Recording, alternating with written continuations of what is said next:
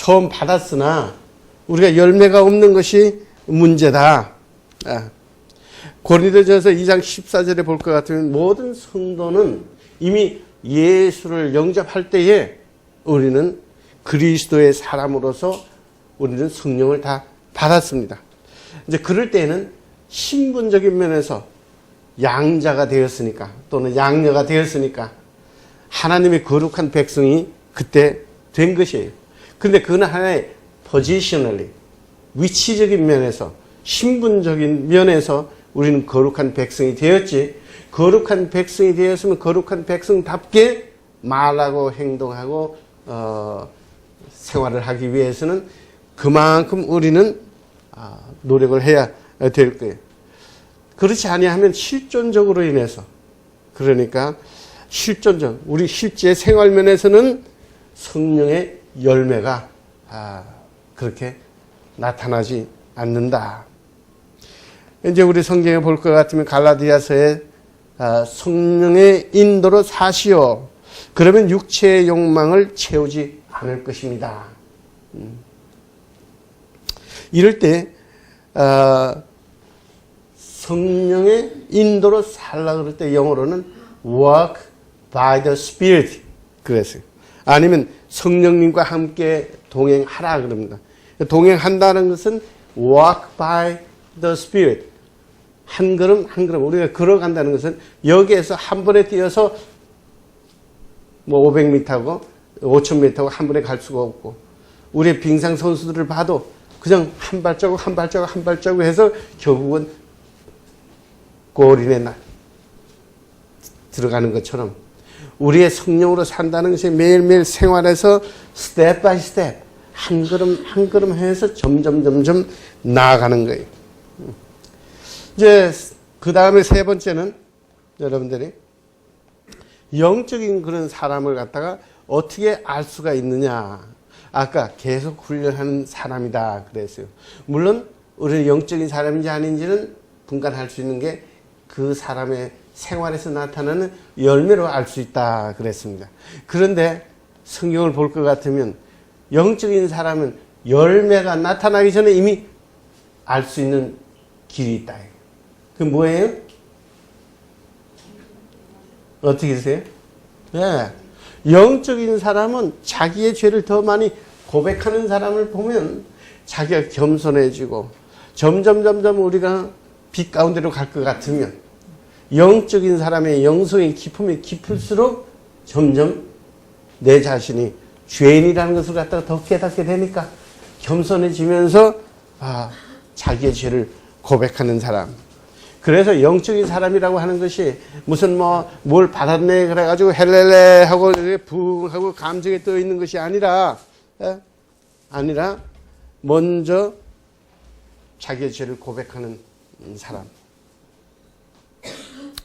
우리가 역사를 볼 것 같으면 거의 성자들은 거의가 다 자기의 죄를 많이 고백했습니다.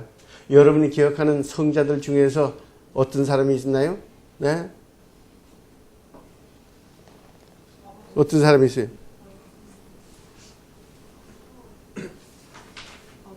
어거스틴. 어거스틴이 쓴 유명한 책이 뭐예요? 참회록이죠. 예.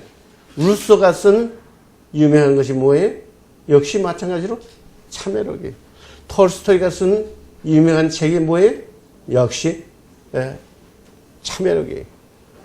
이런 것처럼 우리가 우리의 그 역사를 통해서도 훌륭한 사람들은 자기의 죄를 갖다가 고백한 것을 볼 수가 있어요.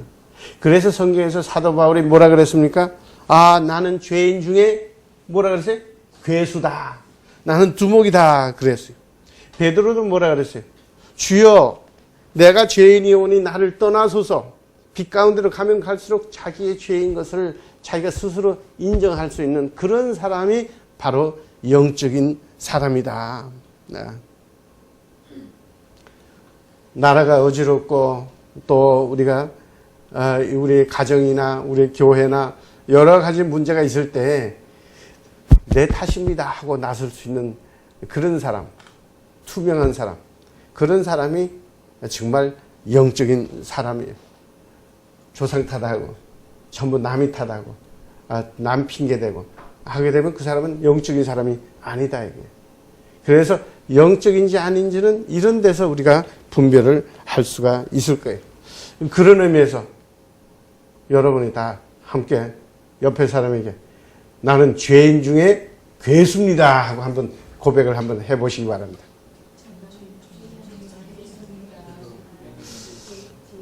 그런데 왜 나는 죄인입니다 하는데 할렐루야 하면서 나는 죄인입니다 그래요. 사도 바울이 자기 죄를 고백하면서 말이지 얼마나 통회를 했겠어요. 나는 정말 죄인입니다. 오늘 가톨릭 신자들이 그래도 형식인지는 모르지만은 그래도 항상 미사를 드릴 때 보면 내 죄로소이다, 내 탓이로소이다, 내 큰 탓이로소이다 하고 이렇게 하는 모습을 우리가 볼 수가 있습니다. 이런 성령의 체험을 하고 나면 그 다음에 성령의 이 은사는 성령의 열매를 갖다가 보장하지 않습니다. 하나님께서 우리에게 성령의 은사를 주신 것은 바로 그 은사를 통해서 우리가 하나님이 이루고자 하는 일을 감당할 수 있도록 우리에게 그런 은사를 주셨어요. 그런데 그 은사를 통해서 우리는 다시 한번 우리가 점점 성화되기를 하나님께서는 요구하고 계신다는 사실이에요. 여러분 잘 아시다시피 고린도 교회 교인들이 은사가 얼마나 많았습니까? 그런데 그 은사가 많은 그 교인들 가운데 문제가 얼마나 많았냐. 자랑할 만한 그 생활이 별로 없었습니다.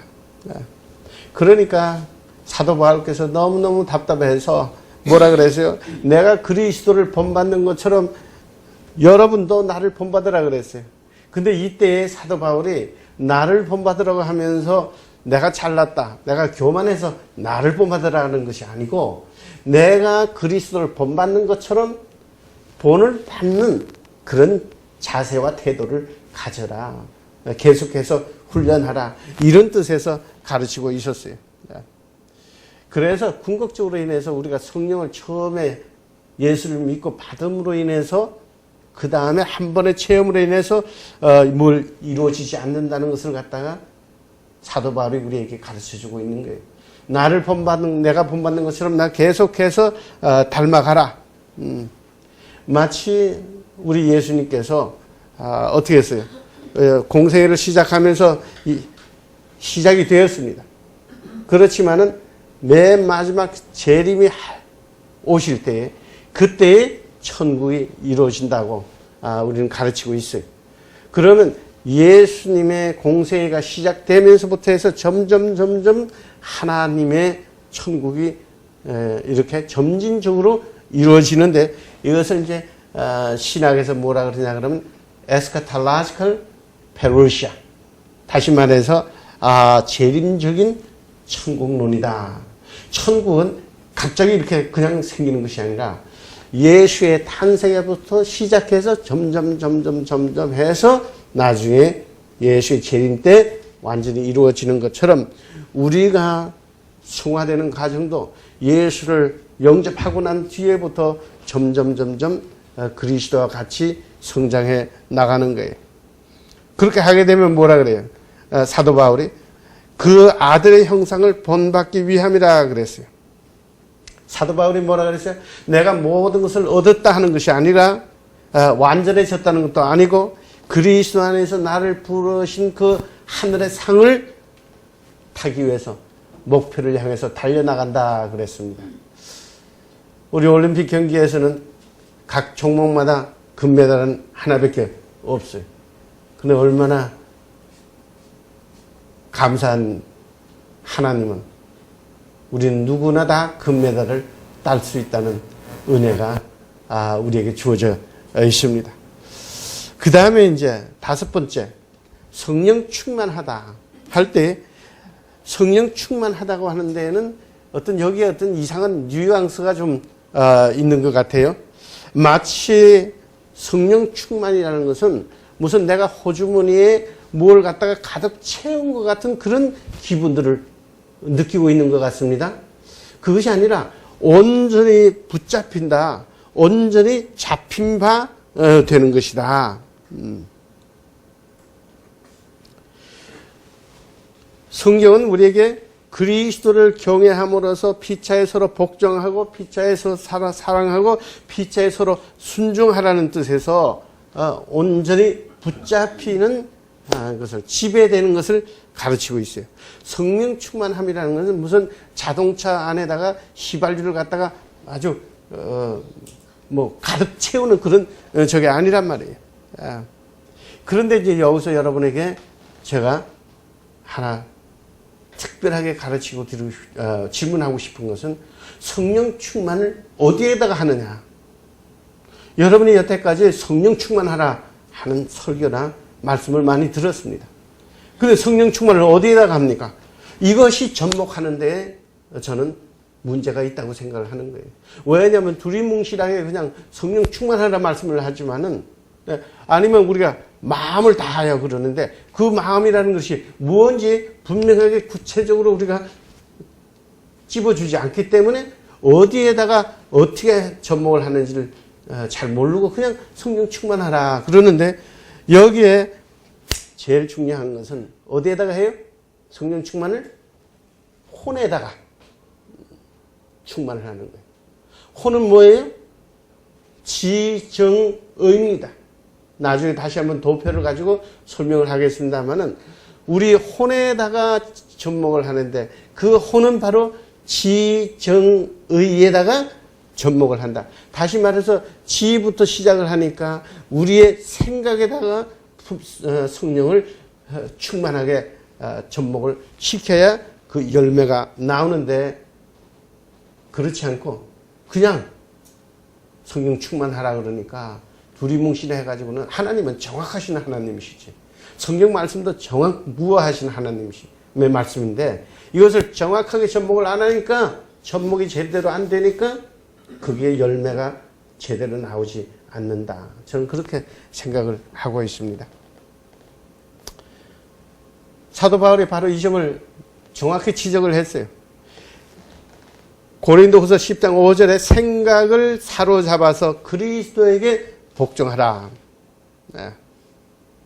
그렇게 성령 충만하게 되면 그 열매가 나타나는 것이다. 그래서 마음을 새롭게 함으로써 변화를 받아서 하나님의 선하시고 온전한 뜻이 무엇인지를 분별하게 하라 할 때도 역시 마찬가지로 우리의 생각에 새로워져야 하는 것이에요.